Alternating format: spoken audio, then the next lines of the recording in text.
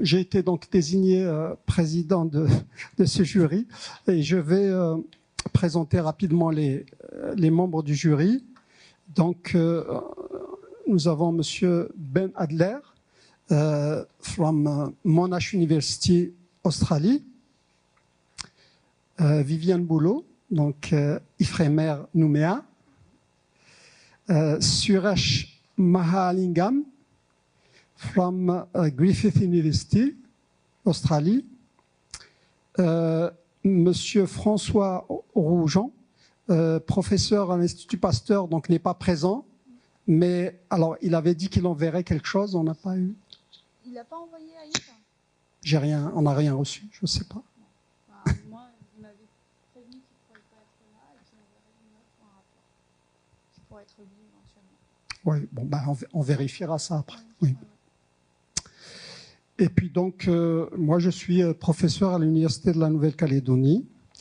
Voilà, donc maintenant, donc, Madame Mariko Matsui, vous allez nous exposer vos travaux pour obtenir l'habilitation à diriger des recherches de la Nouvelle-Calédonie. On vous donne environ 45 minutes ou 50 minutes pour cela. À vous.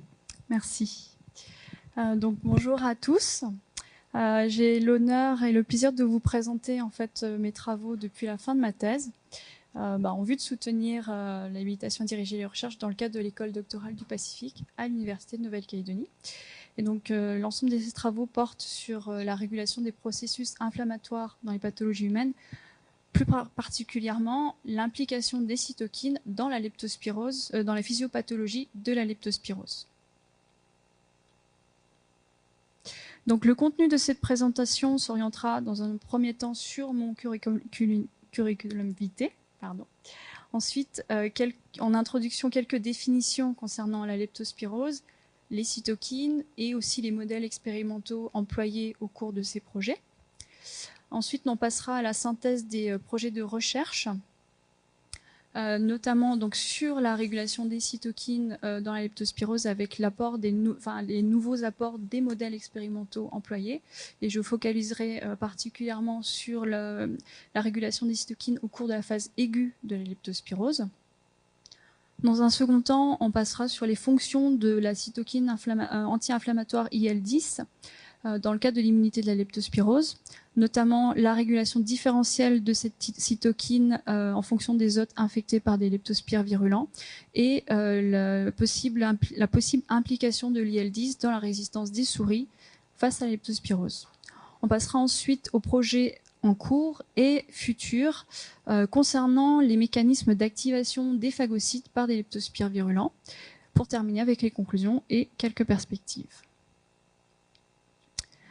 Donc, un petit aperçu de mon curriculum vitae. Donc, j'ai soutenu ma thèse en biochimie en 2009 à l'Université de Nouvelle-Calédonie. Cette thèse portait déjà sur le rôle des cytokines, mais dans le cadre d'une autre pathologie humaine, donc la ciguatera, qui est une ictosarcotoxisme. Et dans le cadre de cette étude, j'ai aussi étudié en fait l'efficacité de certains remèdes traditionnels utilisés dans la région du Pacifique.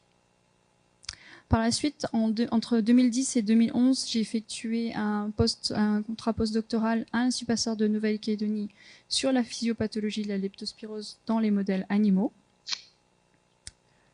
En 2015, j'ai effectué une mission de 6 mois à l'Institut Pasteur de Paris pour également travailler sur l'activation des cellules dendritiques par des leptospires virulents.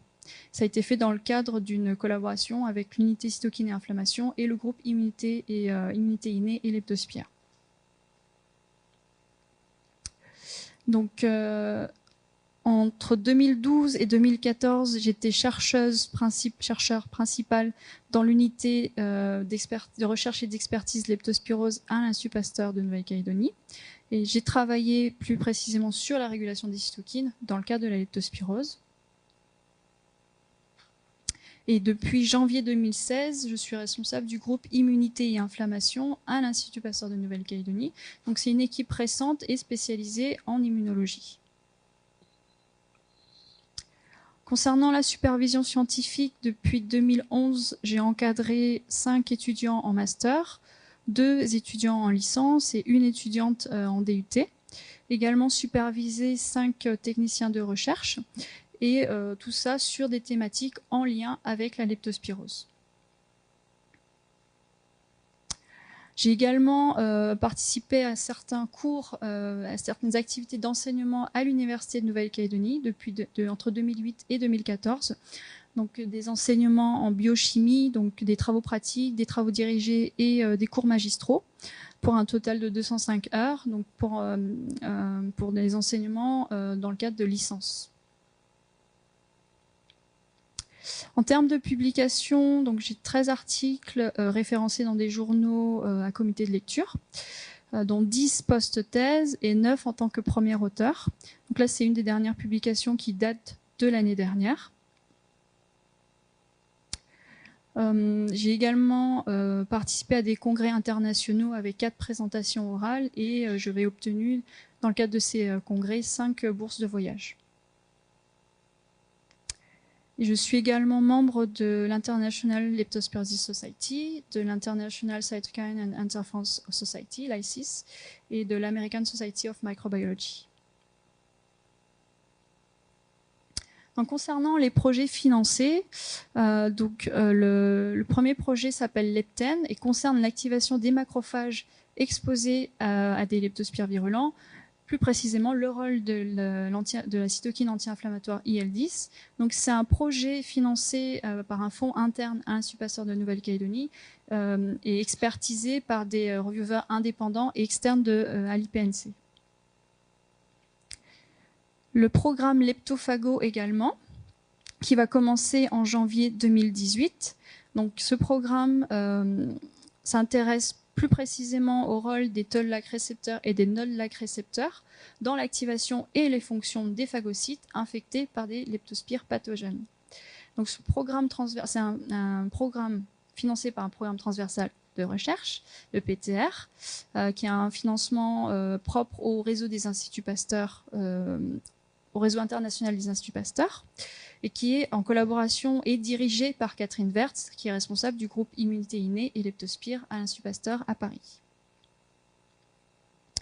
Également un projet sur une autre thématique qui s'appelle Mediplante, donc qui concerne l'étude du potentiel anti-inflammatoire de plantes utilisées dans le cadre des remèdes traditionnels en Nouvelle-Calédonie. Donc c'est un projet financé par un fonds pacifique via le ministère des Affaires étrangères, qui est en collaboration, parce que ça a commencé en octobre cette année, donc qui est en collaboration avec l'Université de la Nouvelle-Calédonie, notamment l'équipe des chimistes, l'Institut de recherche pour le développement et l'Université Macquarie. En termes de collaboration, justement, donc, au cours de mes travaux, j'ai eu l'occasion d'interagir avec le laboratoire d'anatomie pathologique de l'hôpital, du centre territorial hospitalier. Également, on est en interaction avec le service de transfusion sanguine de l'hôpital également. Donc, comme je le disais précédemment, il y a des collaborations avec l'Université de Nouvelle-Calédonie et l'Institut de recherche pour le développement dans le cadre des études sur la chimie des substances naturelles terrestres. Et dans le cadre de ce projet-là, on a aussi une collaboration avec l'Université Macquarie. À l'échelle nationale, donc, on a une collaboration avec le groupe Immunité innée et Leptospire, et le groupe à 5 ans immunologie et infections fongiques, également le centre d'immunologie humaine à l'Institut Pasteur à Paris. Donc, passons à quelques définitions pour mieux appréhender l'ensemble des projets. Donc déjà, concernant l'épidémiologie de la leptospirose, on estime qu'il y a plus d'1 million de cas nouveaux recensés chaque année, notamment avec 5% de mortalité et 60 000 morts annuellement, ce qui est supérieur au nombre de décès en lien avec les cas sévères de dengue. Donc la leptospirose se retrouve particulièrement dans les zones tropicales et subtropicales et également dans les pays à faible revenu. Donc là, en fait, on voit la distribution en fait de la morbidité, donc en lien avec les formes symptomatologiques de la leptospirose. Et en fait, on considère que c'est une zoonose négligée réémergente. Donc, elle est liée à l'infection par des bactéries virulentes, donc des spirochètes du genre Leptospira. Et on a recensé actuellement plus de 300 sérovars pathogéniques. Donc là, en fait, on voit des leptospires. Et en fait, tous les mammifères peuvent être potentiellement porteurs de leptospires virulents, pathogéniques. Mais c'est principalement les rongeurs qui sont connus aujourd'hui pour être des gros réservoirs en fait, de ces leptospires parce qu'ils vont les porter au niveau rénal. Donc ce sont des réservoirs qui vont les excréter dans leurs urines et qui vont contaminer les sols et l'eau, et du coup l'homme qui va être contaminé indirectement ou directement en contact avec ces substances. Donc au niveau de la clinique humaine, c'est assez complexe parce qu'il y a une variabilité des symptômes, un polymorphisme en fait des formes cliniques qui peut être plus ou moins symptomatique avec des formes rappelant en fait les grippes. Également le syndrome de Veil avec des atteintes hépatiques et rénales et des hémorragies diffuses. Également les hémorragies pulmonaires, le syndrome hémorragique pulmonaire sévère qui est lié à, dans la plupart du temps à 50% de mortalité. Et à l'inverse, on a donc des réservoirs résistants qui sont asymptomatiques, comme les rongeurs. Donc, dans ce cadre-là, la question c'est quels sont les mécanismes impliqués dans la variabilité en fait, des symptômes. Et pour cela, en fait, on s'est intéressé à l'étude de la réponse immunitaire, notamment la régulation des cytokines, en utilisant des approches comparatives entre les modèles résistants et sensibles. Donc, une introduction sur les cytokines. Donc, les cytokines, ce sont des messagers chimiques qui régulent en fait la réponse immunitaire de l'hôte, l'hématopoïèse, l'activation cellulaire et la différenciation cellulaire, le chimiotactisme et la production d'immunoglobulines par les lymphocytes B. Ils sont impliqués dans les processus inflammatoires au cours des infections et on les distingue, on peut les classer entre les pro-inflammatoires, l'interleukine 1 bêta, interféron gamma, le tumor necrosis factor alpha, et également les anti-inflammatoires qui vont contrebalancer les pro-inflammatoires, comme l'interleukine 4, l'IL-10, l'IL-13 également. On a aussi une classe particulière, donc les chimiokines, comme l'IL-8, l'IP10 et le MIP1-alpha, qui sont plutôt classés comme pro-inflammatoires, mais qui participent plus particulièrement à l'attraction, à l'infiltration en fait, des leucocytes dans les tissus. Et donc, ces cytokines ont des sources cellulaires variables, mais au cours de l'infection, c'est essentiellement les macrophages et les lymphocytes qui vont les produire. Par rapport aux modèles étudiés au cours de ces projets, donc juste pour faire une distinction claire entre les modèles sensibles et résistants, le modèle sensible, le standard, c'est le hamster syrien doré, qui est sensible parce qu'il reproduit les formes sévères de leptospirose avec des lésions tissulaires caractéristiques. À l'inverse, donc en laboratoire, on a utilisé le modèle souris OF1 comme modèle résistant asymptomatique qui devient aussi réservoir des leptospires. Et également, on a utilisé 2 souches de leptospire, donc une de l'espèce Leptospira interrogans du sérovar ectohémorragié, la souche Verdun, et de l'espèce Leptospira borg-peterseni sérovar ballum, donc l'isola B313S, qui provient de reins de souris et qui a été isolé en Nouvelle-Calédonie. Donc, concernant la synthèse de mes projets de recherche, donc, je les ai divisés en 2 grandes parties. La première concernant donc, la régulation des cytokines dans le cadre de la leptospirose et l'apport des modèles expérimentaux dans ce cadre-là. Donc, plus particulièrement l'expression des cytokines lors de la phase aiguë et la régulation des cytokines dans les reins lors de la phase chronique de l'infection, au cours du portage chronique. Également, il y avait une partie sur l'expression des gènes de lepto in vivo au cours de l'infection. Et une autre partie, donc la deuxième grande partie que j'avais distinguée, c'était plutôt les fonctions immunosuppressives de la cytokine IL-10 dans l'immunité de la leptospirose, donc notamment sa régulation différentielle qui est bien caractéristique et sa possible implication dans la résistance dans la leptospirose, contre la leptospirose, pardon. Et donc, dans cette présentation-là, je vais me focaliser sur la régulation des cytokines dans l'infection aiguë et l'implication et les fonctions de l'IL-10 dans la leptospirose. Donc, concernant la régulation de l'expression des cytokines dans les modèles animaux au cours de la leptospirose aiguë. Donc, avant mon arrivée à l'Institut Pasteur, il y avait une étude en lien avec le modèle hamster sensible. Et en fait, dans cette étude-là, ils ont injecté une dose létale à 50% et observé et en fait quantifié l'expression des cytokines dans le hamster, dans le sang du hamster. Et ce qui a été observé ici, c'est que chez les animaux qui n'ont pas survécu, en fait, on a une expression plus importante d'IL1-alpha pro-inflammatoire ou du TNF-alpha par rapport aux animaux qui ont survécu. Une autre étude a aussi quantifié l'expression des cytokines dans les organes de souris sensibles, les C3H, par rapport aux souris résistantes les bulbes C. Et en fait, dans le foie, les reins, les poumons et le sérum, ils ont mis en évidence des profils d'expression différents selon le modèle. Donc, on s'est intéressé à étudier en fait des modèles sensibles et résistants, donc le hamster versus souris, en faisant une comparaison poussée au niveau de l'histologie et de la charge bactérienne.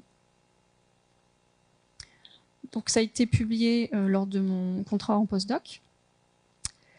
Et en fait, ça a été l'occasion aussi de travailler avec le laboratoire d'anatomie pathologique de l'hôpital, parce que grâce à eux, en fait, on a mis en place la technique de coloration des leptospires avec la coloration nitrate d'argent de Warzinstery. Donc là, en fait, on voit des leptospires dans le foie, en fait, entre les hépatocytes là, de hamster.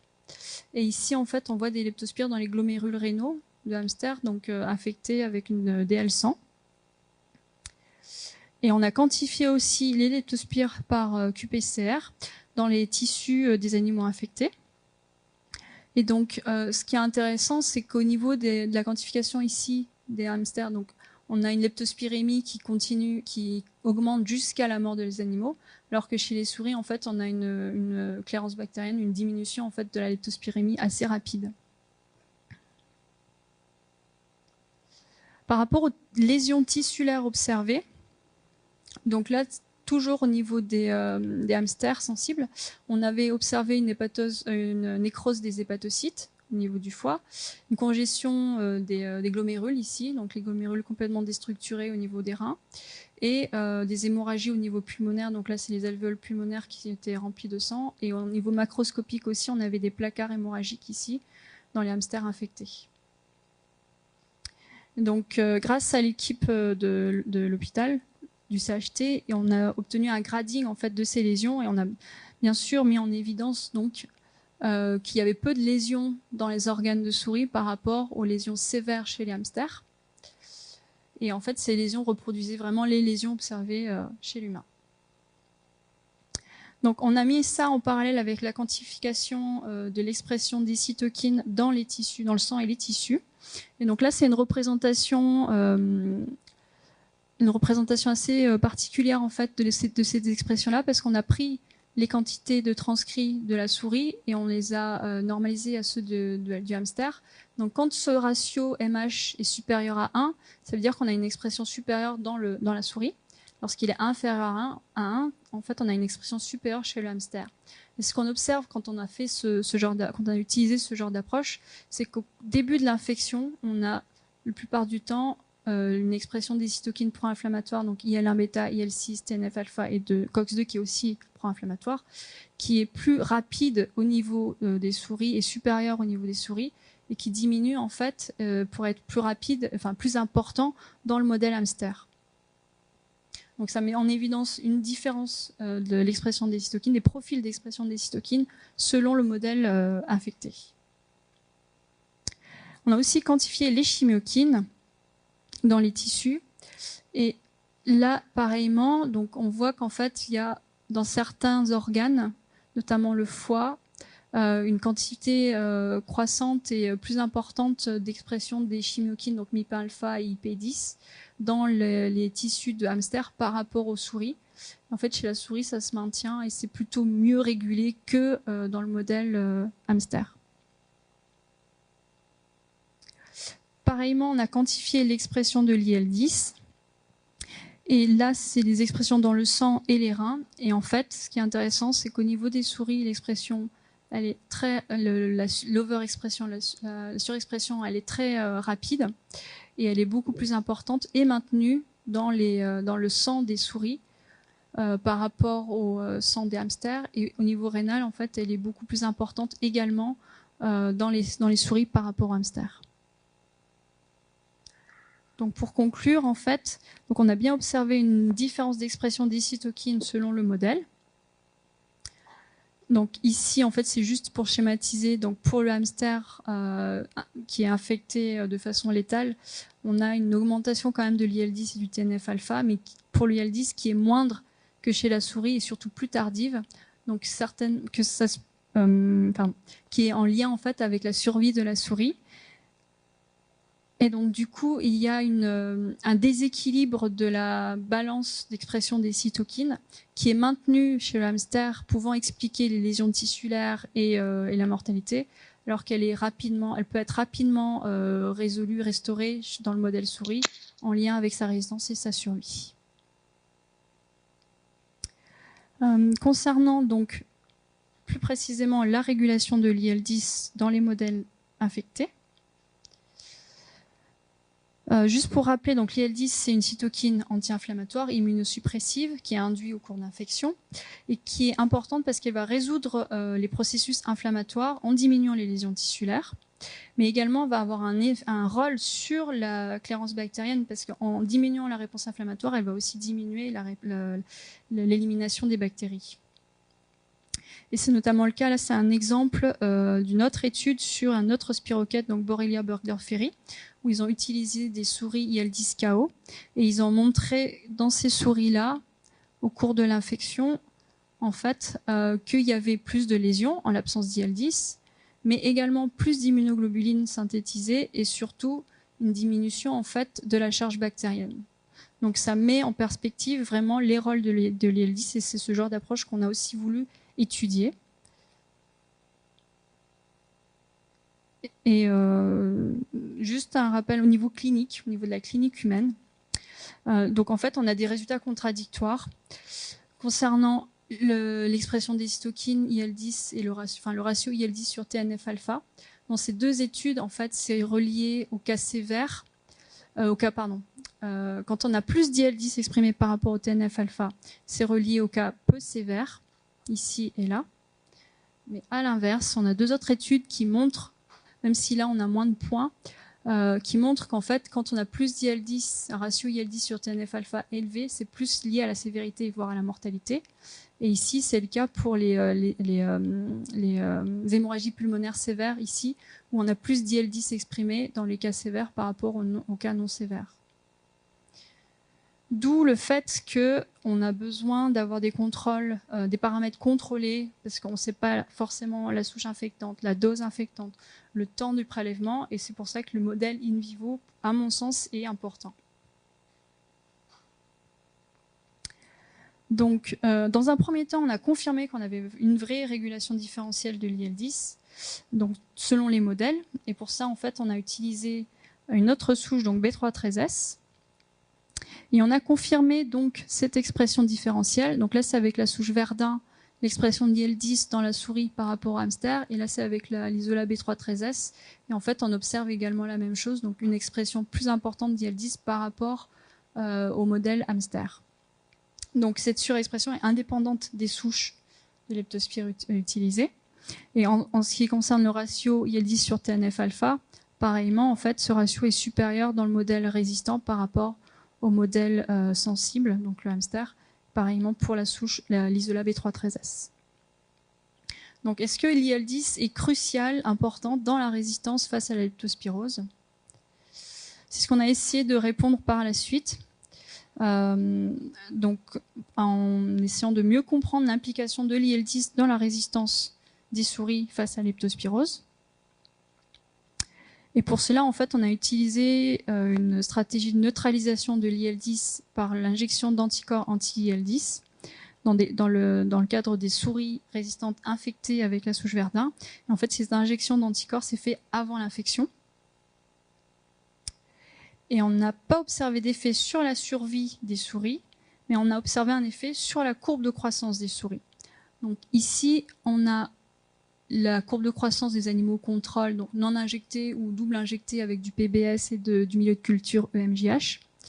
Ici, on a la courbe de croissance des animaux infectés. Et ici, la courbe de croissance des animaux infectés pré-traités avec l'anticorps anti-IL-10. Et on observe que les 2 premiers jours post-infection, on a une diminution significative en fait, de ces courbes de croissance. Également, on a quantifié la charge bactérienne au niveau des reins 7 jours post-infection par qPCR. Et on a observé en fait, qu'il y avait un effet de la neutralisation de l'IL-10 ici. Donc le PBS était un contrôle parce que l'anticorps anti-IL-10 était en PBS. Donc là, dans le cadre des animaux infectés, en fait, on a une charge bactérienne classique. Alors que pour les animaux infectés mais pré-traités à l'anticorps, en fait, ici sont des points où il n'y avait pas de détection d'anticorps, de leptospire, pardon, c'était une charge nulle, et un seul cas positif. Donc, il semblerait que l'IL-10 est importante pour la résistance contre la leptospirose, mais comment est-ce qu'il pourrait réguler en fait les processus inflammatoires? Pour cela, on a quantifié en fait l'expression des autres cytokines, TNF-alpha, donc pro-inflammatoire. Et en fait, de façon surprenante, on n'a pas observé d'effet de la neutralisation de l'IL-10 sur l'expression du TNF-alpha, mais finalement c'est cohérent avec d'autres résultats qui ont été publiés également cette année, où ils ont utilisé des souris IL-10 KO et dans le cas de l'infection leptospire, ils n'ont pas vu non plus de régulation du TNF-alpha. À mettre en parallèle avec une autre étude un peu plus antérieure, où ils ont utilisé des souris transgéniques KO pour le récepteur du TNF-alpha. Et dans ce cadre-là, en fait, avec les infections avec une autre souche de leptospire, ils ont vu qu'il y avait des lésions rénales plus importantes.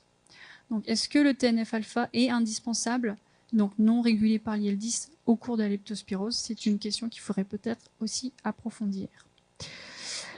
À l'inverse, on a obtenu, en fait, dans le cadre de la neutralisation de l'IL-10 dans les souris infectées, une augmentation de l'expression de l'IL-1β, ici, même si elle est significative mais faiblement. Elle montre qu'en fait, il y a une réponse inflammatoire spécifique sur laquelle l'IL-10 pourrait jouer. Donc pour résumer, est-ce que l'IL-10 est crucial dans la résistance contre la leptospirose? En tout cas, sa neutralisation montre qu'il y a un effet sur la résistance des souris contre la leptospirose et également agirait sur la clairance bactérienne. Est-ce qu'il régule les processus inflammatoires? Pas le TNF-alpha, mais l'IL-1β. Donc il y aurait des pistes plus approfondies à explorer en termes de régulation de la réponse inflammatoire. Et ces travaux ont été publiés cette année. Donc juste des idées de comment utiliser en fait ces connaissances. Là c'est une revue qui date de 2009 je crois, où ils ont en fait émis des hypothèses d'utilisation du blocage de la voie de signalisation de l'IL-10 dans le cadre de l'amélioration de l'immunisation. En fait, dans le cadre de l'infection virale chronique, mais ça pouvait être une approche intéressante aussi si on met en parallèle avec une autre étude. C'est OK ? Donc, dans le cadre d'une autre étude qui a été publiée en 2012, où en fait, dans des souris modèles en fait de la tuberculose, ils ont utilisé en fait des anticorps anti-IL-10 récepteurs en même temps, en parallèle de la vaccination avec le BCG. Et en fait, ils ont observé que l'anticorps avait un effet sur l'élimination des bactéries. Donc, est-ce que ça serait à mettre en perspective pour l'amélioration de l'immunisation dans le cadre de vaccins pour la leptospirose? Ça serait éventuellement à réfléchir. Donc maintenant, je vais passer sur les projets en cours. Donc le projet LEP10, qui concerne en fait le rôle de l'IL-10 dans l'activation des macrophages induits par des leptospires virulents. Donc déjà un petit rappel sur les toll-like récepteurs. Donc classiquement, les lipopolysaccharides des bactéries gram négatives, comme le LPS-D. coli, est reconnu par le TLR4. Sauf que dans le cadre des leptospires, c'est particulier parce que le LPS des leptospires est bien reconnu par TLR4, mais aussi par TLR2 chez les souris. Mais au niveau humain, en fait, il n'y a pas de reconnaissance par le TLR4, mais uniquement par le TLR2. Et donc, du coup, ça serait à mettre en parallèle avec les voies de signalisation intracellulaires, parce que là, c'est un autre schéma qui montre donc la fixation, la reconnaissance du LPS des colis par TLR4. On voit qu'en fait, il y a des voies de signalisation différentes de l'activation et de la reconnaissance du LPS2 leptospire par TLR2. Et que ça régulerait différemment, en fait, l'expression des cytokines.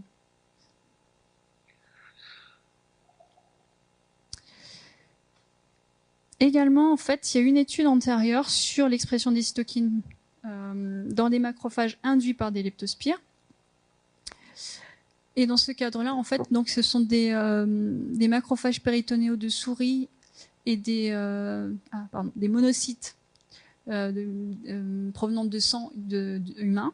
Et en fait, dans les monocytes humains induits avec des leptospires virulents, on a une expression de l'IL-10 qui est bien supérieure à celle des macrophages murins. Donc, il y a des expressions distinctes entre les modèles de macrophages humains et murins. Et il peut y avoir potentiellement une autorégulation, un effet de l'IL-10 sur ces macrophages. Et c'est ce qu'on a en fait par la suite étudié. C'est ce qu'on est en fait actuellement en train d'étudier. Donc pour cela, en fait, on utilise la même stratégie de neutralisation de l'IL-10, mais également une supplémentation pour influer sur la voie de signalisation de l'IL-10, en utilisant des macrophages humains THP1 et des macrophages murins Rho264.7 infectés avec la souche Verda. Donc on utilise de l'IL-10 recombinante pour un apport exogène d'IL-10 et des anticorps anti-IL-10 ou dirigés contre le récepteur de l'IL-10 pour neutraliser la voie de signalisation de l'IL-10. Donc dans cette étude, en fait, on est en train de quantifier les profils d'expression des cytokines par RT-qPCR et par ELISA. Et également, on va étudier l'activation des macrophages par cytométrie en flux, en quantifiant l'expression des marqueurs de surface CD40, CD80, CMH2. Donc ce sont des expériences actuellement en cours. Entre parenthèses, c'est ce genre de projet qui nous a permis en fait d'implémenter une expertise sur les techniques de cytométrie, et on est actuellement en train d'utiliser le FACSCanto 2 à l'hôpital. Donc juste des résultats préliminaires concernant l'expression des cytokines, donc au niveau protéique quantifié par ELISA. Donc on n'a pas observé actuellement d'effet sur les niveaux protéiques de TNF-alpha dans les souris murins, dans les macrophages murins, pardon. Mais c'est à mettre en parallèle avec ce qu'on a observé aussi in vivo. En fait, on n'a pas d'effet de cette neutralisation sur l'induction de l'IL-10, comme on n'avait pas d'effet non plus in vivo lorsqu'on a neutralisé, qu'on a utilisé le l'IL-10 challenge. On a également quantifié les niveaux protéiques de l'IL-1β. Donc là, ce sont toujours des résultats préliminaires à reproduire, mais c'est intéressant d'observer que lorsqu'on utilise un anticorps dirigé contre le récepteur de l'IL-10, on augmente l'expression de l'IL-1β, et à l'inverse, lorsqu'on supplémente avec l'IL-10 recombinante, on diminue cette expression. Et ça serait aussi à mettre en parallèle avec ce qu'on a observé in vivo au niveau de l'expression de l'IL-1β, donc cette fois au niveau du transcrit, où on avait une augmentation de l'expression de l'IL-1β lorsqu'on neutralisait l'IL-10.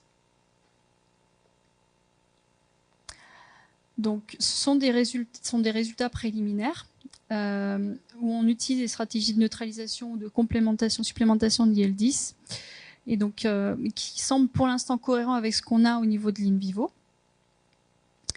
Donc il y a des résultats d'expression génique et des marqueurs d'activation des macrophages qui vont venir. Et c'est dans le cadre d'un travail où je supervise en fait Julie Cagliero et Karl Huet du groupe. Donc un autre projet qui va commencer en janvier l'année prochaine, le projet Leptophago, qui porte sur l'implication, le rôle des toll-like récepteurs et des node-like récepteurs dans l'activation des phagocytes par des leptospires. En fait, dans ce projet-là, on a 3 grandes questions. La première, c'est comment est-ce que les leptospires sont reconnus et processés, ils sont phagocytés. Donc c'est un premier work package où on va étudier l'internalisation, la survie intracellulaire des leptospires, en faisant toujours une comparaison entre le modèle de macrophage humain et murin. La deuxième question, c'est est-ce que les leptospires activent les cellules dendritiques? Et dans ce cadre-là, en fait, quel serait le rôle en fait des TLR et des node-lag récepteurs?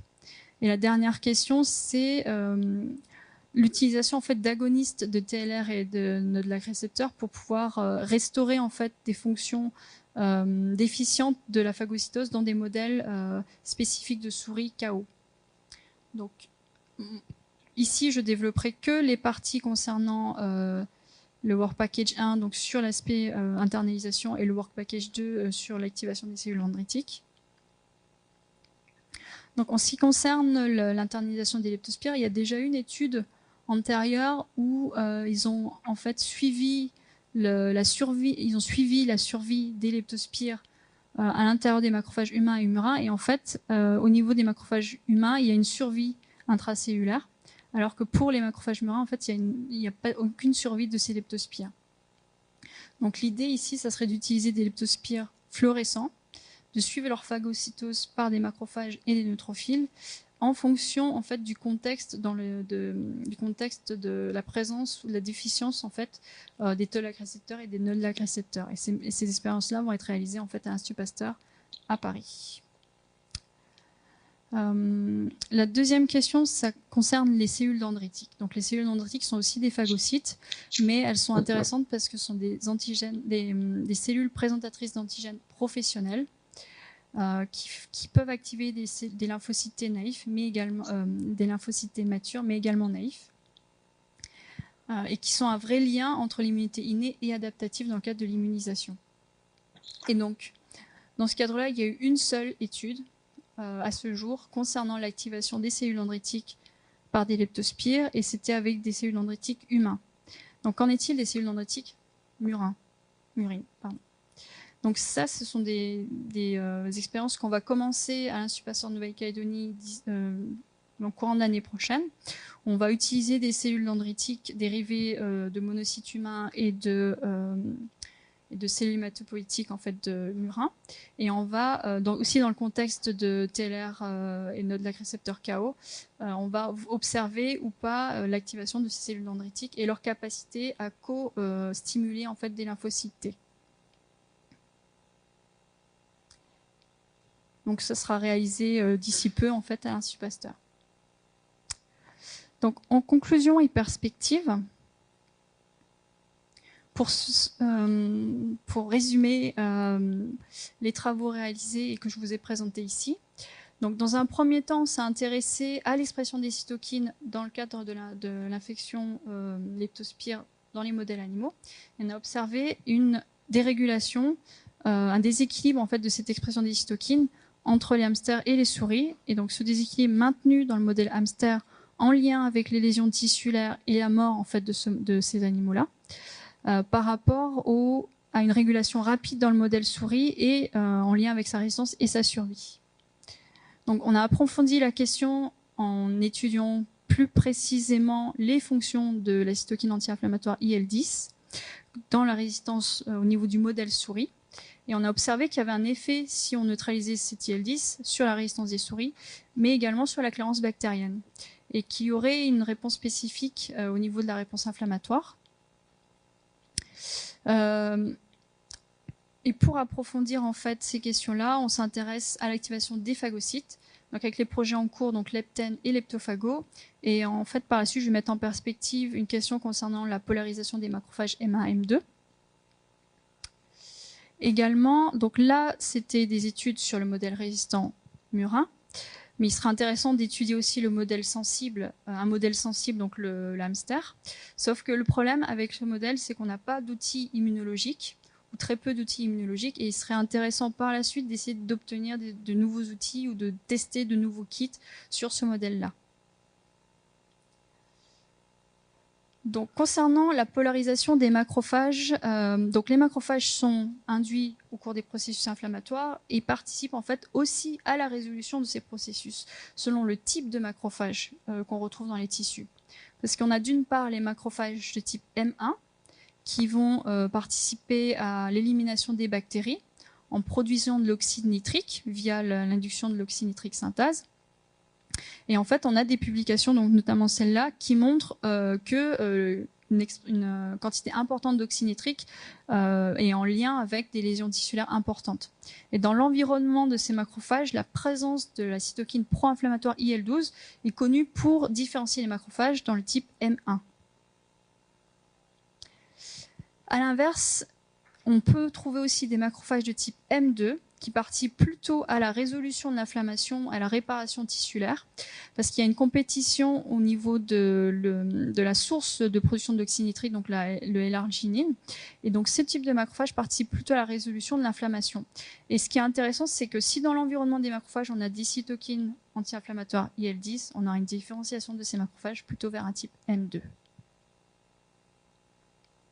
Donc, la question de la polarisation des macrophages M1 M2 n'a pas été investiguée dans la leptospirose et ça pourrait être intéressant de l'investiguer au niveau tissulaire dans un modèle sensible, éventuellement à développer.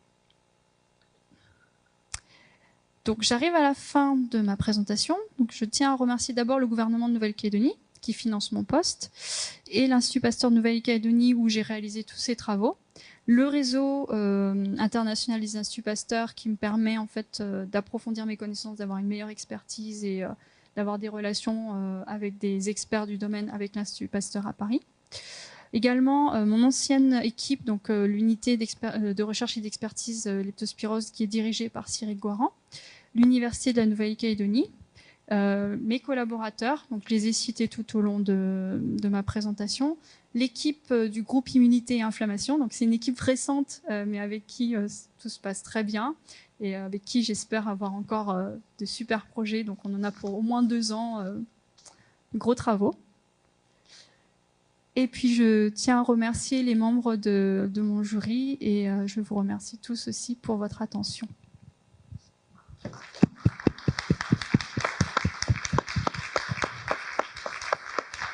Merci Mariko pour cette excellente présentation donc, qui donne un panorama complet de l'évolution de ta carrière, de tes travaux et de tes perspectives à venir. Je vais donner la parole. Donc, I will give the floor to Professor Suresh Mahalingam first. Okay, thank you very much for the presentation. I'm so glad that you have the slides in English, but the sound of the French language is so beautiful. Thank you. My first question is, in the mouse model, the infection is obviously showing, the mouse model is showing resistance to infection. And have you looked at, because ideally it would be nice to be able to have mouse model of infection where you have one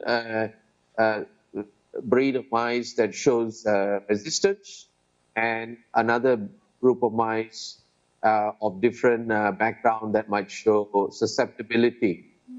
Now, this has been studied with other pathogens, both virus as well as Leishmania, where in biopsy mouse model, Leishmania infection shows, if I'm not mistaken, high susceptibility, whereas in the Black 6 model, there is resistance.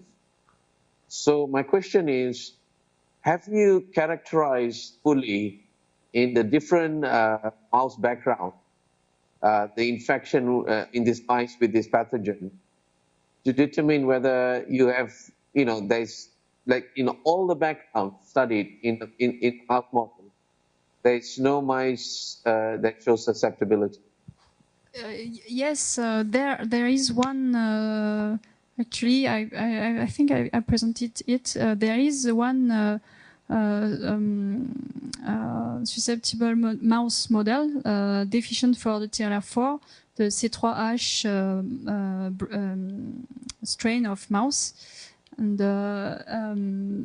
actually it was studied, but it was one project I proposed 2 or 3 years ago to use this kind of model to compare with the resistant mouse to get more closer models, because if you use hamster and mouse, it's a different species. But if you can use a susceptible model of mouse and compare it to the resistant one, it could be nice also to discuss the results. But it was something shown, and with the unit of Catherine Wertz, as she gets actually knockout mouse for the TLR4, 2, and the node 1 and node 2. It would be nice also to study those models with her in Paris. Okay, thank you.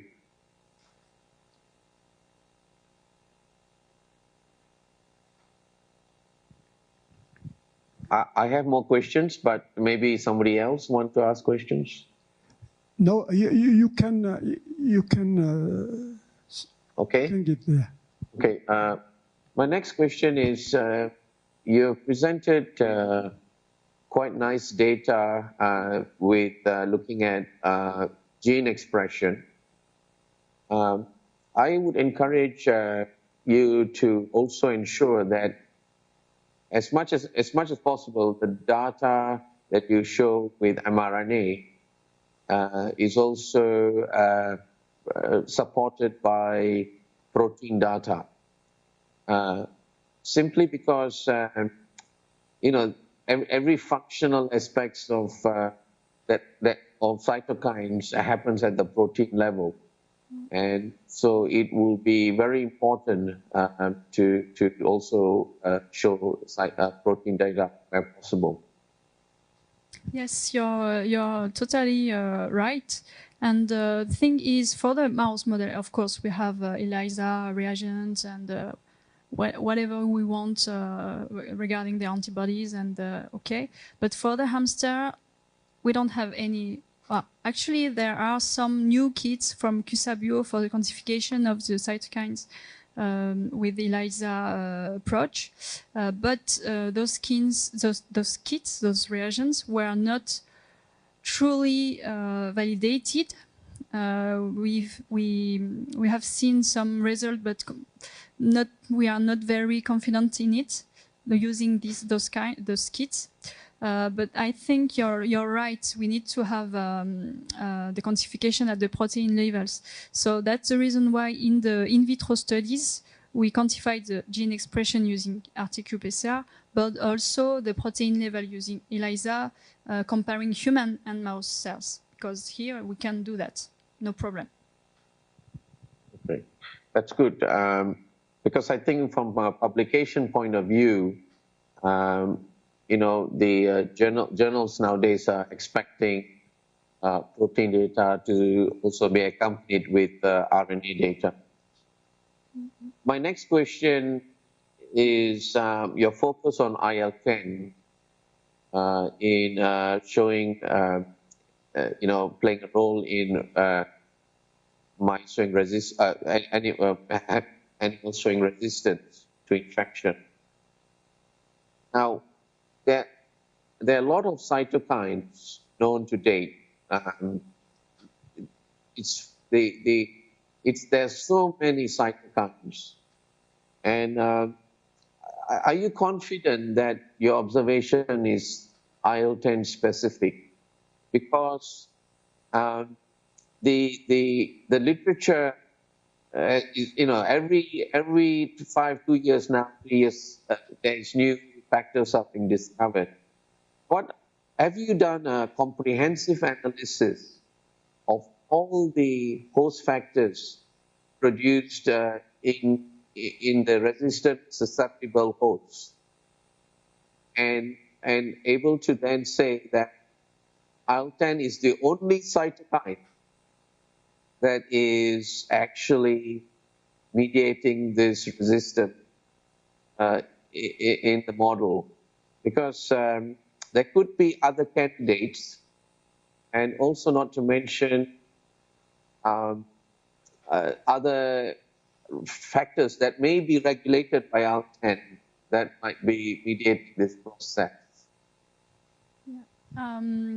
I won't say that IL-10 is the only cytokine that regulates all the inflammatory processes, and it seems to be crucial, but it's not the only one, because there were other publications about the implication of interferon gamma, for example, which is differentially regulated, and that might also be involved in leptospirosis pathophysiology.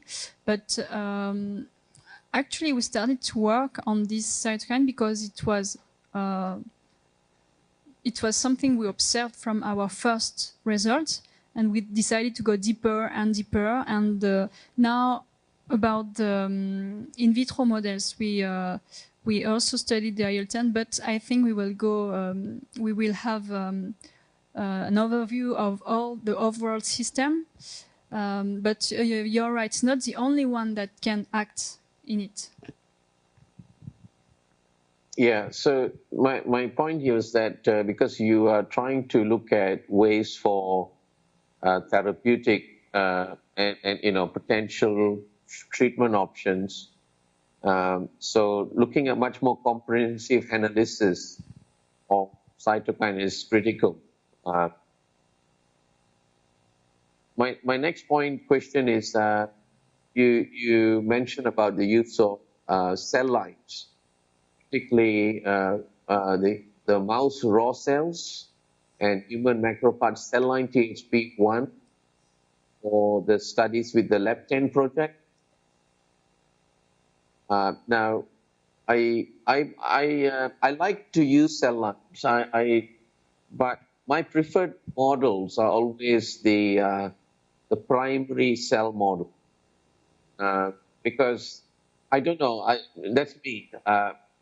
I always prefer to use primary mouse or human macrophage to basically understand, what's happening with pathogen-host interaction, because it gives you a much more realistic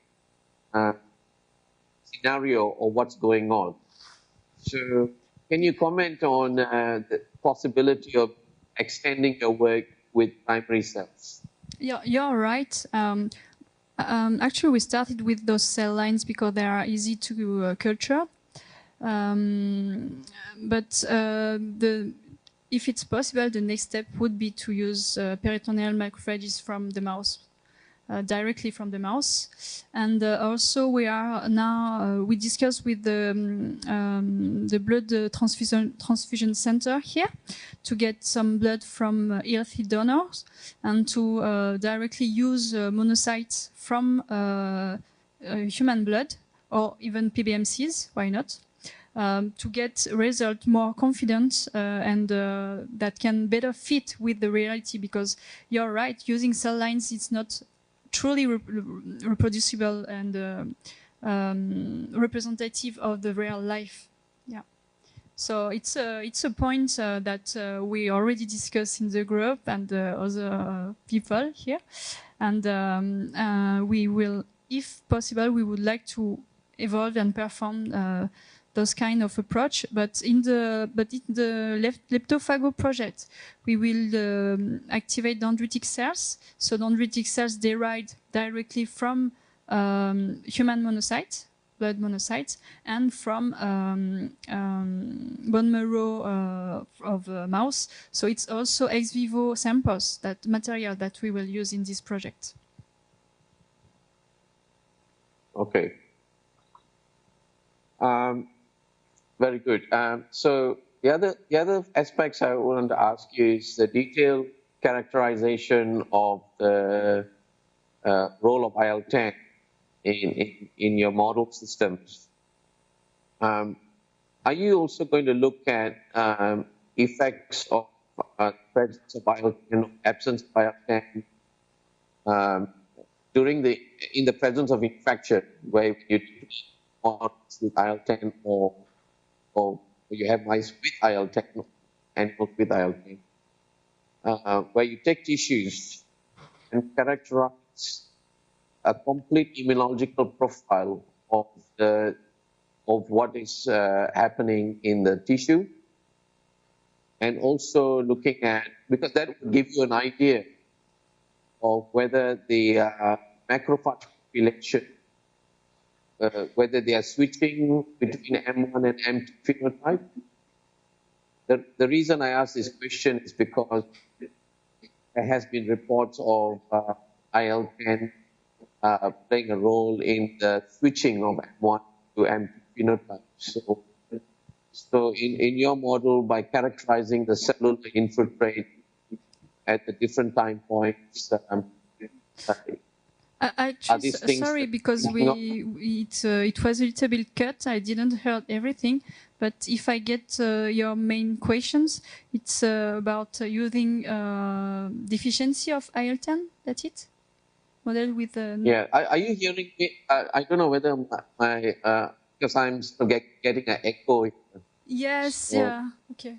Yeah. So I wasn't sure, yeah. But is it that? So, oui. Yeah, so I'm just saying that, let me just sort of speak slowly. Maybe that might work.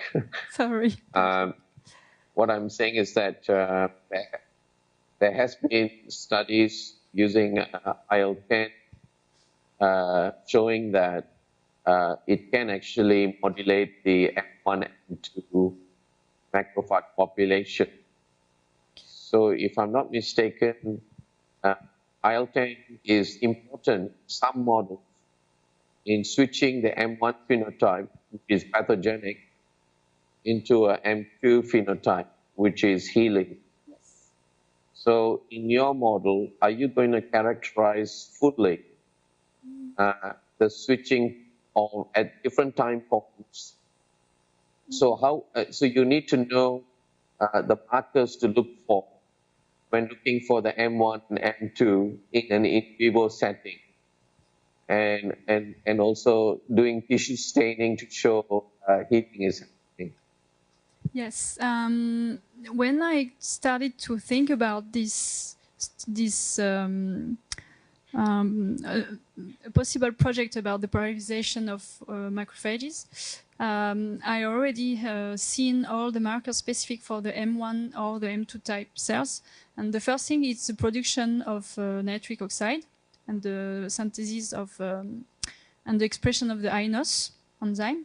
And the second thing is you have several markers, but I don't remember them all. But you have specific markers depending on the M1 or the M2 type cells.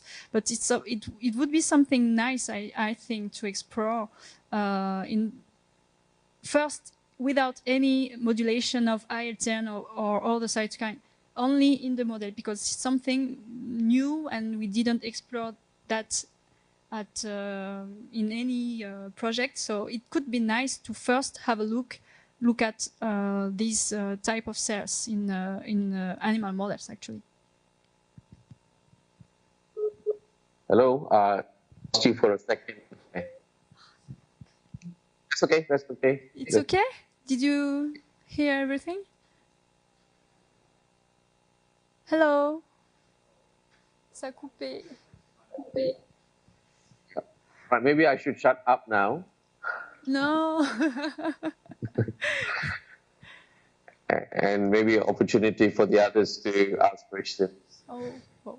Thank you. So, thank you. And now I will give the floor to Professor Bernard-Lay.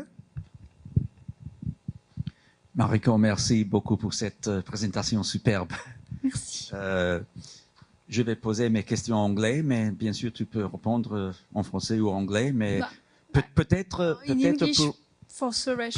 oui, si tu pourrais répondre en anglais, ça sera plus facile pour Suresh. Of course. Suresh, hi, it's Ben here. That's okay. I like the hearing of the French language. So I said that I will ask questions in English. Mariko can reply in English or French, but she decided to reply in English. to make it a bit easier. So I also said thank you very much for this very nice presentation. Thank you. Most of the data were very clear, is the first thing.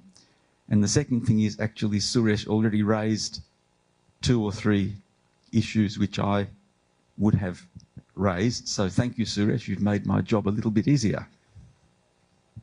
Pleasure. So therefore, most of my questions will really be, because the data were quite clear, most of my questions will be sort of asking you to speculate on a few things.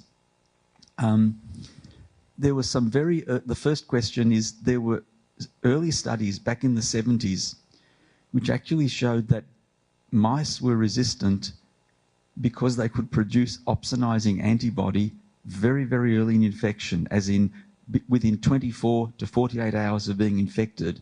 So how does that fit in with your notion of IL-10 being a key factor in resistance of mice to leptospiral infection?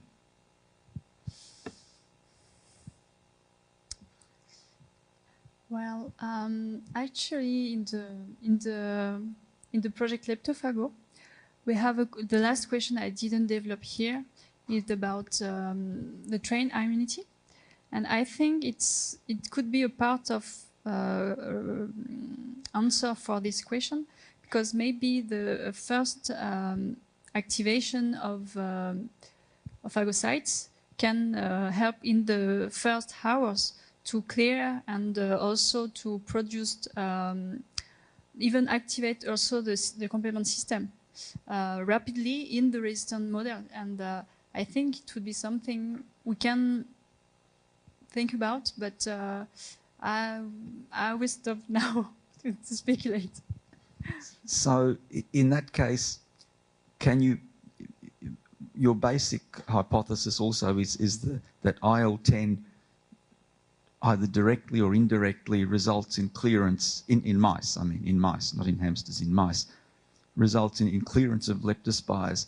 Can you speculate on the mechanism that might be involved there, or how could you go about trying to define a mechanism that might be involved in that, in the actual clearance? I'm talking about the actual clearance of leptospires from the bloodstream mainly. I think that it should be nice. Also, like here we study the macrophages, but we can also use the same approach on the dendritic cells, because in my mind they are quite rapid to phagocytes, also the neutrophiles, but maybe more the dendritic cells to phagocytes the leptospirs, and it can be dependent of the IL-10 effect. So it should be interesting to think about the internalization and intracellularity also in dendritic cells, I think. So, okay, I guess, I mean, Suresh touched on this point about, and I just want to emphasize that there are so many cytokines and everything is connected to everything else. And so, the toll-like receptors. Yeah, exactly. And so I just want perhaps echo his words that you need to be really careful about allocating a specific function, in this case to a specific cytokine. Leptospira has classically been considered an extracellular pathogen. And certainly if you look in the tissues of experimentally infected animals or naturally infected humans, most of the leptospires you see are actually outside cells. So how does this fit with your notion of survival inside macrophages, for example? I guess it's a kind of escape from the receptor system, and after the phagocytosis of the leptosphere into the macrophages or other phagocytes, maybe they can modulate their own expression to escape from the recognition of the of the cells, depending of the infected host actually. So yeah, but most of the studies were not on some particular, only on particular cell lines. I think because I presented this article, and they really see that internalization and difference in the survival depending on the macrophage, human macrophage or mouse macrophage. Yeah, but those studies have been done with cell lines. But I guess what I'm asking is that when you look in the real world in animals, they seem to be almost all extracellular. And so I guess it's the same question as Suresh asked about how good a model are cell lines like raw cells in reflecting what actually happens in the animal. But you sort of answered that. You don't need to answer again. Okay, I'm just making the point again. As you mentioned, the studies on cytokines in humans in leptospirosis are a bit, well, contradictory, all over the place, different groups, etc. But can I just ask you, in general, how do those cytokine studies in humans correlate with what happens in hamsters, given that hamsters are supposed to be a really good model for acute leptospiral infection in humans? Actually, we are writing with Julie a review about the cytokine storms. And in human, we think, also in hamster, that there is a huge expression of cytokines. But in the clinical study, we don't know when we quantified them regarding the time, the first time of infection. So it's quite complicated. So maybe in human, we quantified them at the beginning of the infection or at the end, we don't know. But if we consider the hamster model, we have really a huge amount of cytokine expressed, and as well as IL-10. At the end, they are all very high, and it can be representative of what happened in human after several days post-infection. Okay, thank you. Another speculation. So you've chosen hamsters as a kind of model for acute fatal leptospirosis, and the mouse as a classic model for asymptomatic renal carriage.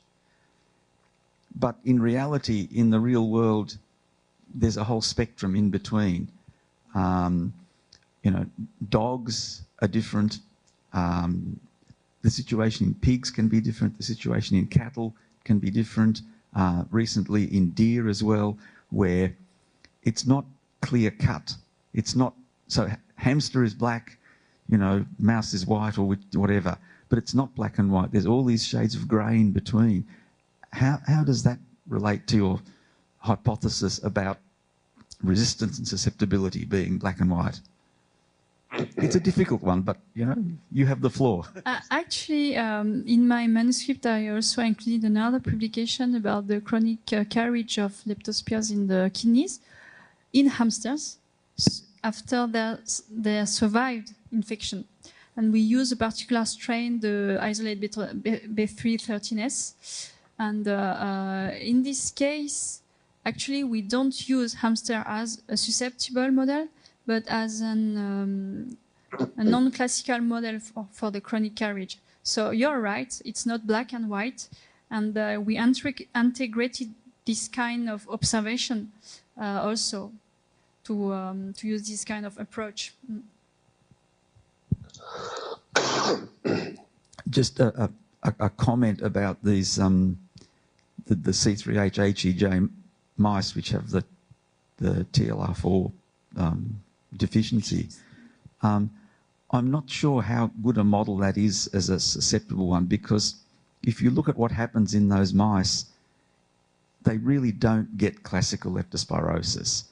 You know, it's really strange. They don't look like hamsters. That they behave completely differently. So just a word of caution about, in response to Suresh's question, really about susceptible and resistant mouse strains. I think that's a caution. Okay, my last question. I'll let somebody else have a go. Is there any role in any of this work for also looking at bacterial factors as well as host factors that might be able to help you tease out some of these differences if you had, for example, you know, leptospiral mutants deficient in something or other?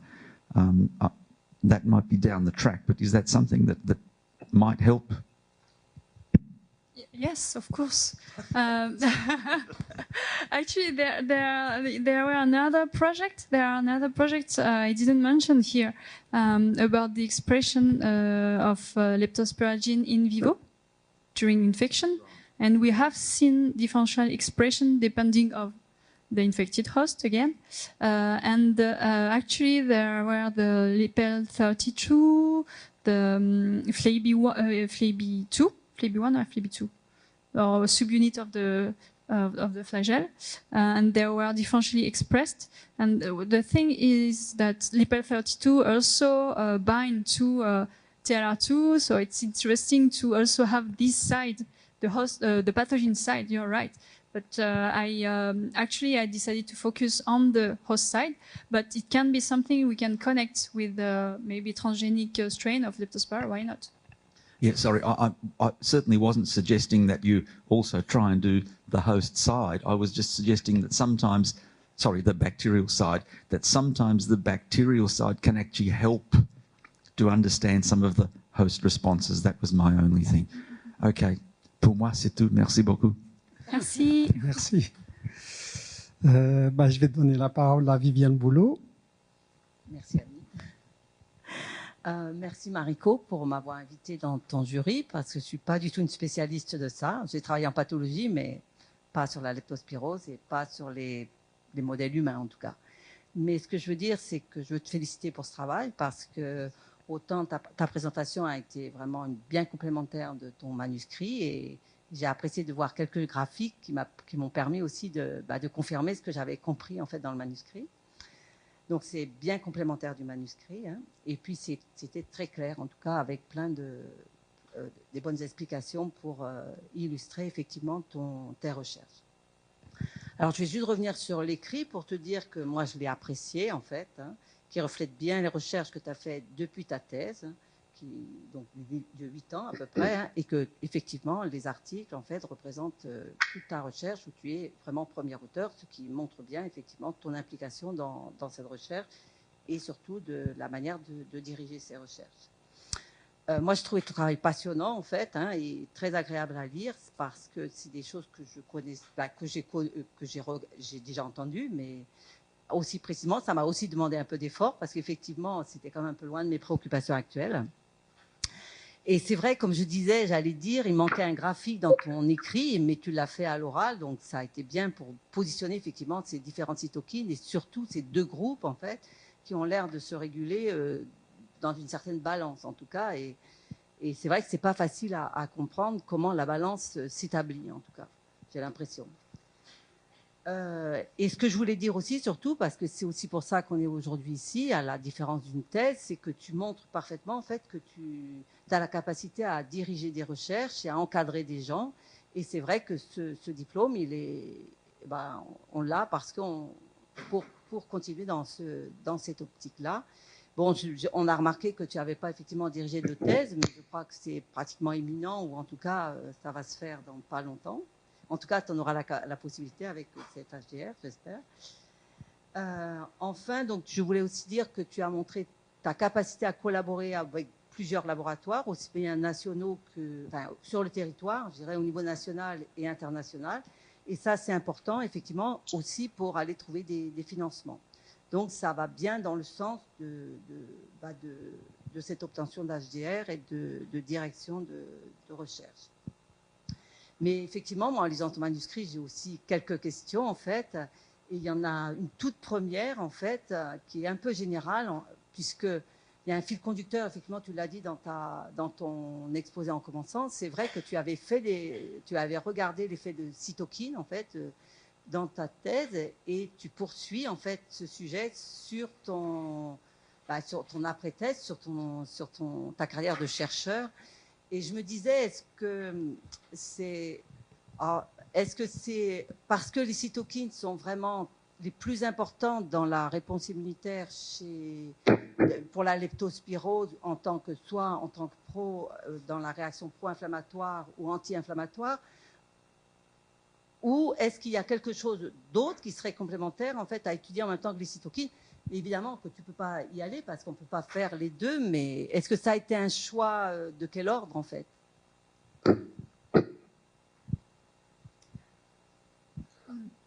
En fait, tu veux dire que ouais. En fait, ça sous-entend que j'ai choisi cette thématique. Je ne sais pas, non. En fait, dans le cadre de ma thèse, j'ai trouvé ça intéressant parce que c'est vraiment des messagers essentiel pour la régulation de l'immunité. Oui, si on n'a pas de cytokines, c'est comme les hormones, si on n'a pas d'hormones, en fait, ça fonctionne pas. Et dans le cadre de ma thèse, j'ai trouvé ça super intéressant. Et en fait, de passer de la ciguatera à la leptospirose en gardant cette approche d'étudier les cytokines, comment ça se régule selon les modèles, etc.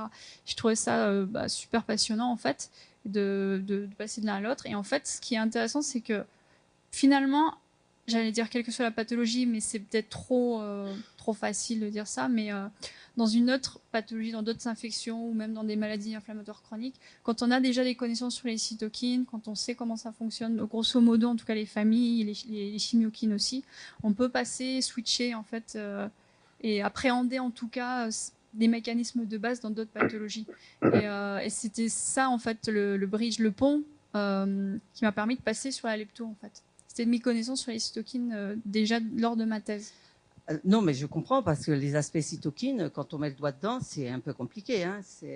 Faut quand même, il y en a beaucoup et de savoir comment elles fonctionnent les unes par rapport aux autres et pour avoir cette balance, je crois que c'est pas. Et je veux dire, est-ce qu'il y a d'autres mécanismes parallèles qui pourraient interagir, qui seraient importants à développer? En fait, donc du coup, au niveau des cytokines, ils ont leurs récepteurs, mais il y a aussi des régulateurs des cytokines. Il y a les suppresseurs of cytokine signalization, donc les SOX, qui vont réguler du coup les cytokines et la plupart des SOX. Donc en fait, c'était une autre étude qu'on avait menée, donc je l'ai citée rapidement dans le manuscrit. Il y a le SOX 1 et SOX 3. Et c'est intéressant justement cette question-là, ça me permet d'introduire ça, parce que justement, oui, il y a les cytokines, mais il y a des choses qui régulent les cytokines, et du coup, c'est complémentaire. Donc on peut les switcher, on peut les éteindre aussi avec ces facteurs-là. Et donc ça serait, et c'était quelque chose que j'avais commencé à investiguer dans le cadre de la lepto, et je pense qu'on va y réfléchir aussi. D'ailleurs, on en a parlé encore, et ouais. Parce qu'au-dessus des cytokines, il y a d'autres facteurs, donc les SOX. Oui, parce qu'il me semble, en lisant le manuscrit puis en écoutant la présentation, c'est évident que la cytokine IL-10, par exemple, est impliquée dans cette résistance ou cette susceptibilité des animaux, enfin des réservoirs. Puis le maintien des réservoirs finalement, parce que c'est ce que j'ai cru comprendre en lisant ton manuscrit. Et donc en disant ça, on se dit elles interviennent là. Mais pourquoi et comment, en fait, elles vont trouver leur équilibre? Donc, à un moment donné, je suppose qu'il faut aller voir un tout petit peu ailleurs, en amont ou en aval, qu'est-ce qui se passe, qui fait qu'on a des animaux qui sont, comme la souris, qui sont visiblement plus résistants. Il doit y avoir des sensibles, j'imagine aussi. Et donc, je crois qu'il y a, effectivement, on ne peut pas rester sur. Je pense que c'est ce que tu prévois. C'est de ne pas rester effectivement sur l'expression, parce que là, on voit effectivement que selon la susceptibilité ou la résistance, on a une augmentation d'expression ou une diminution des unes ou des autres. Donc moi, je ne suis pas rentrée dans les détails parce que tu es la pro de ça. Mais il me semble qu'effectivement, il y a quelque chose à creuser certainement. En amont ou en aval, non? Oui. En fait, en amont et en aval à la fois, c'est pour moi, dans ma tête, il y a les récepteurs, oui, je pense aussi, oui. Mais il y a aussi du coup ces facteurs-là qui vont réguler les voies de signalisation intracellulaires après après la réception, après la reconnaissance des cytokines sur le récepteur. Donc ces fameuses SOX, en fait, ça serait quelque chose d'intéressant aussi à investiguer parce que ça régule vraiment l'effet des protéines au niveau protéines et au niveau intracellulaire. Ouais.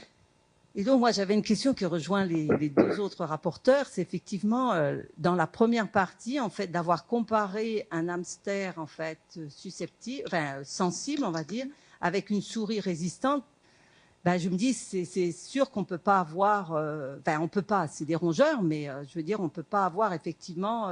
Donc, c'est intéressant les résultats qui sont obtenus, mais à un moment donné, dans ton manuscrit quelque part, je pense qu'il y a quelque part qui dit que les souris, en fait, c'est peut-être pas le meilleur modèle pour étudier la réponse chez l'humain, et que peut-être, je sais pas, l'hamster serait mieux. Et dans ces cas-là, effectivement, le développement d'un modèle, comme tu suggères dans une de tes perspectives, enfin en tout cas d'abonder plus vers ce modèle, est intéressante, je crois. Si le hamster a tendance à être plus proche de ce qu'on peut s'attendre chez l'humain, peut-être. Je ne sais pas si on a montré ça d'ailleurs. Si, justement, en fait, ce qu'on a eu comme résultat, c'est vraiment une adéquation au niveau des lésions, des formes, la forme hémorragique pulmonaire, les atteintes hépatiques et rénales, on les a vues au niveau des hamsters, avec tout ce qui était néphrite aussi au niveau rénal. C'est ce qu'on décrit aussi au niveau des patients. Donc l'idée, c'est bien d'aller travailler vers un modèle hamster, en fait. Hein. Et ce serait sympa, ce serait donc, cool, du coup, carrément. Je peux imaginer que maintenant, on maîtrise probablement la transgénèse et tout. Est-ce que c'est quelque chose dont tu parles pas beaucoup? Parce qu'on parle d'animaux susceptibles, d'animaux résistants, mais est-ce qu'on peut, en laboratoire, en fait, finalement espérer avoir des animaux sensibles ou résistants à la demande en faisant du knock-out ou des choses comme ça, ou c'est pas quelque chose qui est tellement envisagé dans ce type de projet? Pour le modèle hamster, je pense pas, mais les modèles souris, oui, carrément. Oui, mais en fait, le problème du modèle souris, il représente pas tellement le. Il y a les modèles souris humanisés. Donc ça, il y a dans un des projets à Pasteur Paris, l'idée c'est d'utiliser aussi les souris humanisées pour dans l'heptophago. En fait, qu'est-ce qu'on appelle une souris humanisée? Qu'au niveau de ces récepteurs, ça représente ce qui existe au niveau humain. D'accord. Ok, c'est intéressant. Et donc, j'avais effectivement, alors dans le cadre de cet aspect de balance entre les cytokines, puisque en fait, par rapport à ce que tu as démontré, notamment dans la phase chronique, puisqu'il y avait effectivement l'utilisation quand même d'un hamster qui développait de façon chronique. Alors, je me dis pourquoi il n'a pas été utilisé dans les premières études? Peut-être que vous ne l'aviez pas avant, ou de toute façon, même s'il développe de façon chronique la maladie, à un moment donné, il meurt en fait. Ça veut dire qu'il n'est pas... Il a un développement chronique, mais il ne survit pas à ça. En fait, donc là, cette étude, c'était au niveau du portage chronique des leptospires dans la souris classique et dans le hamster. On a utilisé un isolat particulier qui était B313S, qui nous a permis de faire ça. Et en plus de ça, donc en fait, le portage au niveau des hamsters a été vérifié jusqu'à 40 jours post-infection. Et avec la survie de l'animal jusqu'à ce temps-là. Alors qu'on sait que normalement, en fait, les hamsters, avec la souche Verdun, par exemple, en fait, ils décèdent dans la semaine, quoi, au bout de 4-5 jours. Mais il y a des lésions plus sévères. Exactement. Il y a des lésions au niveau du rein, donc on peut imaginer qu'il ne va pas quand même survivre. Il va peut-être, en fait, c'était intéressant d'utiliser ça parce que c'est une question qui existe au niveau de la clinique humaine. C'est après une infection aiguë, il y a des défaillances, les acquis, c'est les défaillances rénales aiguës qui peuvent être reliées à des chronic kidney injury, des défaillances rénales chroniques. Et du coup, à le plus long terme, même si on a réussi à soigner ces patients, ils peuvent quand même finir avec des problèmes rénaux chroniques. Et du coup, ce modèle-là, ça pouvait peut-être apporter des réponses sur est-ce que oui, on peut essayer de reproduire ce modèle-là, et qu'est-ce qui se passe au niveau des reins, quoi. C'est à ça que je pensais en fait, pour éventuellement pouvoir effectivement comparer quelque chose qui est plutôt résistant. Mais bon, c'est à cause du sérovar aussi en fait, de la souche, en fait, qui fait ça. Et donc là, j'avais une question parce qu'on dit effectivement que la présence de IL-10 permettrait en fait la maintenance de la leptospire dans l'animal au niveau du rein, mais en même temps, ça empêche en fait les pro-inflammatoires d'agir et du coup, en fait, et qu'est-ce qui va faire qu'on est chez la souris, par exemple, résistante, cette présence de leptospire et pas de développement de la maladie. Qu'est-ce qui fait qu'elle arrive à bien maintenir cette balance alors? Une forme de coadaptation. En fait, clairement, les leptospires ont trouvé leur niche dans le modèle souris, dans les souris. Et la souris, il doit y avoir une coadaptation. Donc, au niveau de la souris, elle accepte, il y a peut-être des mécanismes de tolérance aussi, la présence des leptospires. Elle a su adapter sa réponse immunitaire, ses expressions de cytokines, de sorte qu'elle accepte, elle tolère la présence, le portage chronique. Et également, ça évite en fait ces lésions tissulaires. Donc, ouais. D'accord.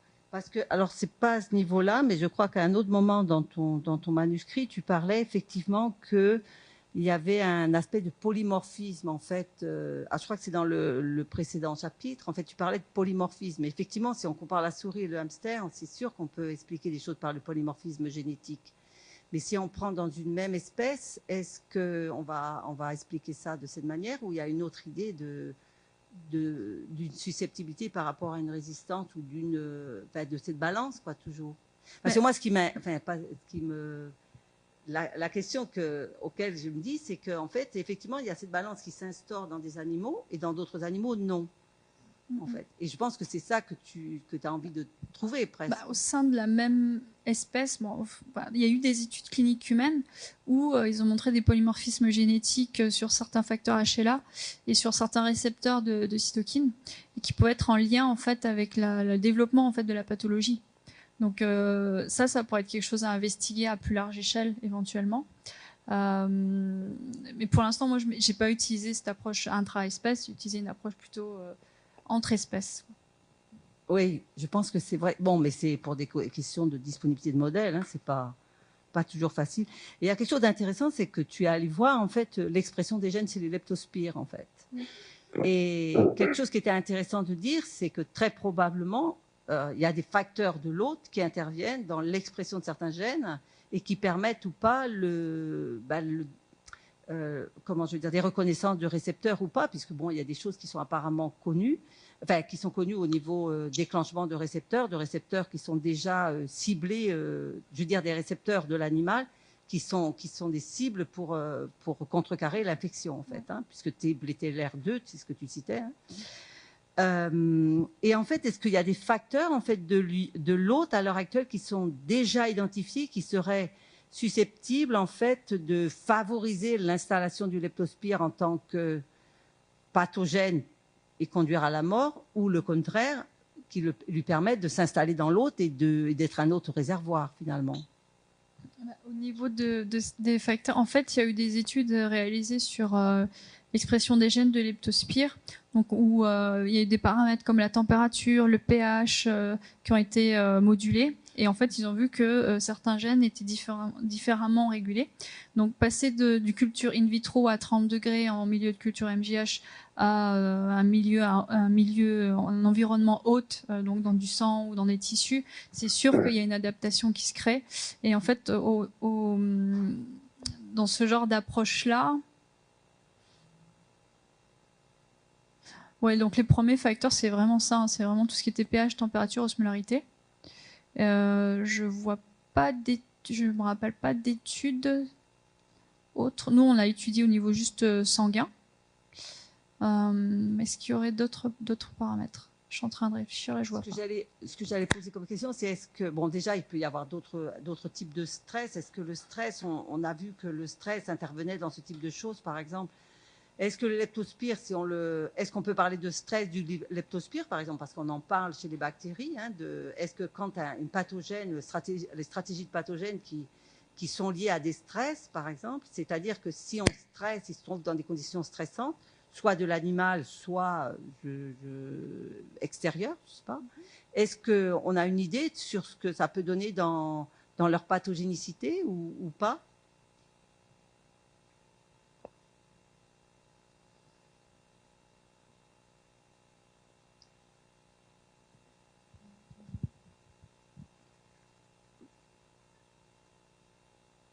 Juste pour peut-être préciser ma question, c'est en fait si l'animal ou le pathogène se trouve dans un état de stress, est-ce qu'il y a plus de risques que ça devienne virulent? Est-ce qu'on connaît ce type de choses ou pas spécialement? Par rapport au stress, là, je n'ai pas d'études en tête. C'est vraiment des paramètres plus en lien avec un environnement hôte, infectieux, etc. Parce que c'était plus mais des stress, en fait, j'ai plus en tête tout ce qui est conditions extrémophiles, etc. Quoi. Mais ça, je ne vois pas du tout. Oui, mais sans parler de choses extrémophiles, hein, c'est surtout que ça met l'animal, en fait. Moi, je pensais par exemple à des aspects que l'animal peut se retrouver dans un état de stress, et soit au niveau récepteur, au niveau du mécanisme physiologique, eh ben on a plus de sensibilité, ou c'est dans ce sens que je le disais. Est-ce qu'il y a des facteurs de l'autre qui peuvent favoriser effectivement qu'on a de l'infection ou pas? Oui, en fait, il y a eu des études épidémiaux ici en Calédonie, à Institut Pasteur, qui montraient qu'il y avait une relation entre le tabagisme et les formes pulmonaires de leptospirose aiguë. Donc clairement, oui, il y a des facteurs, le tabagisme, peut-être des faiblesses immunitaires également, mais ça, c'était un des premiers paramètres. Ça peut être lié à d'autres pathologies pulmonaires, mais dans le cas de la leptospirose, les formes pulmonaires, ça a été clairement démontré, par des approches épidémiologiques. Moi, j'avais une autre question sur une autre petite rubrique. En fait, c'est intéressant d'injecter des anticorps en fait dans l'animal, et il va aller effectivement neutraliser la protéine, en tout cas, ou l'IL-10. Mais comment en fait, dans ton manuscrit, tu dis que tu es surprise et que d'autres gens ont été surpris de voir que l'expression de IL-10 n'est pas modifiée dans le cadre d'injection d'anticorps. Mais l'anticorps est dirigé contre une protéine, et l'autre, c'est l'expression, c'est l'ARN. Donc, je veux dire, on aurait pu penser qu'il y ait une surexpression même de IL-10, parce que comme on supprime le IL-10 en mettant l'anticorps, enfin, on ne le supprime pas vraiment, mais on l'inhibe, on aurait pu imaginer, en fait. Mais surprise dans quel sens, en fait, tu es là, en fait? Tu t'attendais à quoi, je veux dire, et tu as eu ça, en fait. Donc, c'est au niveau du rétrocontrôle de l'IL-10? Oui, l'aspect de neutralisation, dans les manifs de neutralisation par l'anticorps. Parce qu'en fait, moi, ce qui m'a plus surprise, c'est par rapport au résultat du TNF, où on n'avait pas de régulation différentielle. Et là, je m'attendais vraiment à ce qu'il y ait une régulation différentielle, mais ça n'a pas été le cas. Parce qu'on intervient sur la... Est-ce que ce n'est pas directement la protéine qui fait la régulation, probablement? C'est pas direct, enfin je sais pas comment le dire, mais en fait, si ça avait été le cas de relation directe, ouais, parce que ça avait été le cas de l'IL-1 bêta. En fait, l'IL-1 bêta est synthétisé sous forme de pré-protéines. Oui. Et avec l'intervention des caspasins en fait pour la maturation. Donc souvent il y a un pool de peptides et il y a l'implication de l'inflammasome en fait pour la maturation et la libération en fait de l'IL-1 bêta. Donc si au niveau transcrit on n'avait pas eu d'effet pour l'IL-1 bêta, on se serait interrogé sur l'aspect protéique. Mais pour le TNF-alpha, il n'y a pas ce genre de mécanisme connu. Donc du coup, je pensais vraiment que c'était une régulation directe sur l'ARN, mais c'est pas le cas. Donc c'est vrai que l'important, ce qui serait intéressant, c'est d'avoir une quantification derrière au niveau protéique. C'est bien de l'avoir montré, parce que ça, on sait que du coup c'est comme ça, mais c'est vrai pour l'in vitro, c'est ce qu'on a fait. Voilà, mais ça n'explique pas il y a quelque chose à regarder de plus pour montrer effectivement que c'est pas là qu'intervient la régulation probablement. Enfin, j'imagine, hein, je connais pas le détail. J'étais juste essayer de mettre en relation ces deux choses que je vois bien. On ne peut pas vraiment le mettre en relation et on ne peut pas l'expliquer l'un par rapport à l'autre, mais ça donne le résultat en tout cas. Et c'est vrai que je ne sais pas si on devait être surpris ou pas de ce résultat, en fait. C'était ma question, en fait. Hein. Moi, je vais pas m'arrêter juste là, je vais passer un petit peu sur les projets parce qu'ils sont dans la continuité du travail, puisque c'est même déjà commencé, en fait, hein, les projets que tu cites. Je les trouve assez nombreux, en fait, hein, pour dire, et ambitieux, donc ça, c'est bien. Hein, y a pas de Et en fait, surtout, ce que je voulais poser comme question, c'est deux questions sur ces aspects projets. C'est en fait, tu dis que ça peut aboutir à des nouvelles stratégies de lutte et donc comment par rapport au développement de la leptospirose. Et je voudrais savoir comment tu vois cette implication dans ces mécanismes de lutte en fait. Comment ce type de résultats attendus vont permettre effectivement de lutter un petit peu par rapport à une autre stratégie que tu disais préalablement qui a été utilisée pour le BCG, par exemple, qui pourrait être éventuellement utilisée pour la leptospirose. Et dans le cadre des leptospiroses, est-ce que ça serait une meilleure stratégie, par exemple, que d'utiliser des anticorps neutralisants?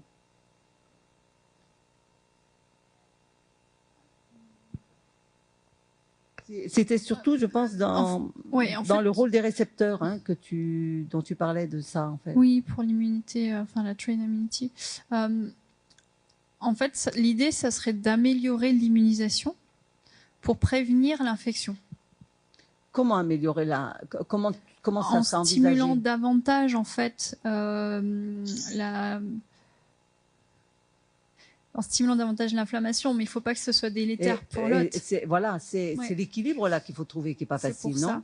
C'est pour ça que l'aspect neutralisation de l'IL-10, on voit des lésions quand même, c'est ça qui... C'est une bonne question, effectivement. Ouais. Non, je la pose, mais je n'ai pas de réponse. J'ai aucune... C'est juste que ça m'a intriguée parce que je me dis, si on joue sur ça, on risque de modifier les équilibres existants. Et comment est-ce qu'on peut maîtriser, parce que dès qu'on rentre dans un système d'équilibre, par une vaccination ou par en fait, c'est dans le cadre de la vaccination ou de l'immunisation, c'est en dehors de l'aspect infectieux. Oui, bien sûr. C'est en amont. Donc oui, normalement, ça ne devrait pas être délétère pour l'hôte. Mais bon, c'est vrai que peut-être qu'il y aurait des effets à plus long terme à voir. Ouais, et donc, ma dernière question, c'est parmi tous ces projets, en fait, quelle va être la priorité? Parce que pour avoir entendu parler un petit peu du projet Mediplant quand même, c'est un truc important aussi. Quelle étape? J'allais dire, il y a des prix, parce que là, tu parlais de 2 ans tout à l'heure, mais là, je peux imaginer que ça va prendre plus que 2 ans, mais le projet que tu écris, c'est pas seulement pour 2 ans non plus. Donc, je veux dire tu as des priorités. Bon, il y a déjà 2 projets qui sont lancés, mais comment dans le déroulement, en fait, le projet Lepten est en cours et en fait, on est en train de finaliser les expériences et les résultats. Le projet Leptofago, il va durer 2 ans, il commence l'année prochaine. J'imagine que les résultats vont générer d'autres questions. D'autres questions, et parce que quand on commence à s'attaquer aux lignées cellulaires et à l'étude des macrophages et des cellules dendritiques et tout, je pense qu'il y a tous les 2 ans, ça va être court. Ça va être vraiment short. Ça va être très court, j'imagine. Et la Mediplant, peut-être avec un thésard, je peux imaginer, peut-être. Oui, Mediplant, comme tu sais, on a soumis une demande pour une bourse doctorale pour ce projet-là, justement parce qu'on peut pas tout faire d'un. Mais ce projet-là, en fait, Mediplant, c'est un peu une volonté aussi. Ça répond un peu à des attentes au niveau du public. Oui, bien sûr. D'un côté, et de l'autre, moi, c'était un peu mon dada en thèse. Donc, moi, j'adore l'utilisation des remèdes alternatifs, des approches alternatives et tout ce qui est phytothérapie, notamment. Donc, moi,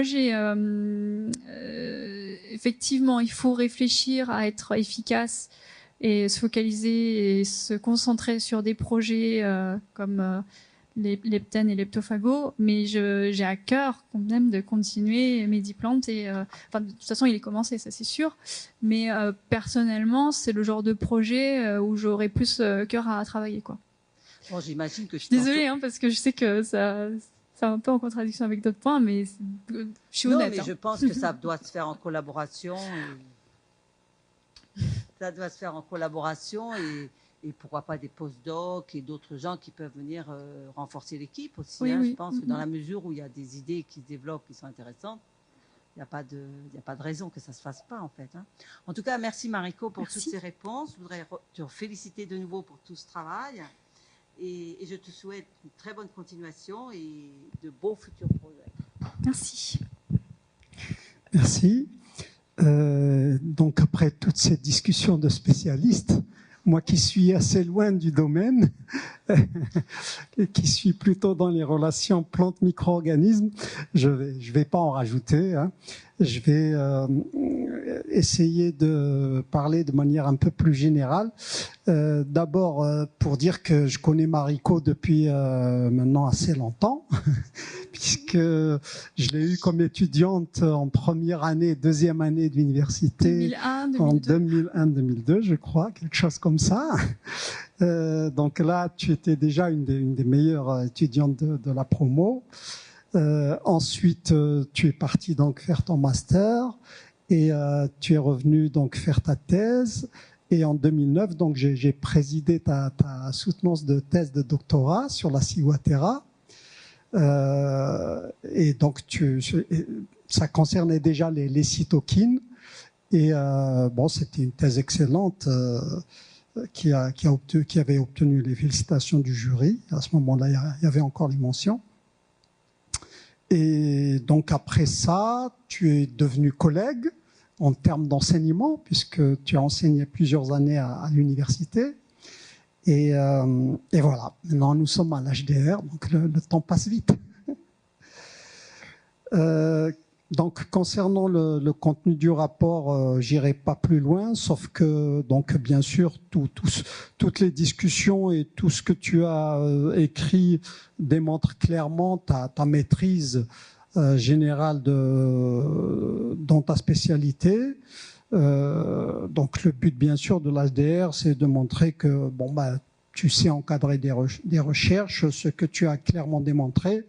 Tu as établi pas mal de collaborations dans ce but, tu as publié largement assez, notamment des publications ou des articles dans des revues de facteurs d'impact assez importants, souvent au-dessus de 3. Tu as supervisé des projets, tu as su être mobile puisque tu es parti te former pendant 6 mois sur des techniques très pointues. Tu as également fait pas mal de communication scientifique. Donc voilà, tout cela démontre clairement que, bon, également toutes les stratégies de recherche que tu as montrées, tout cela montre que tu as une capacité à diriger des recherches qui, pour ma part, me paraît donc totalement évidente. Voilà, je terminerai avec ça et félicitations donc pour ton exposé et pour tous ces travaux qui sont extrêmement intéressants. Voilà, donc je vais maintenant demander éventuellement au public et à l'impétrante de sortir juste quelques minutes pour qu'on puisse discuter au niveau du jury. Et après, on vous rappellera.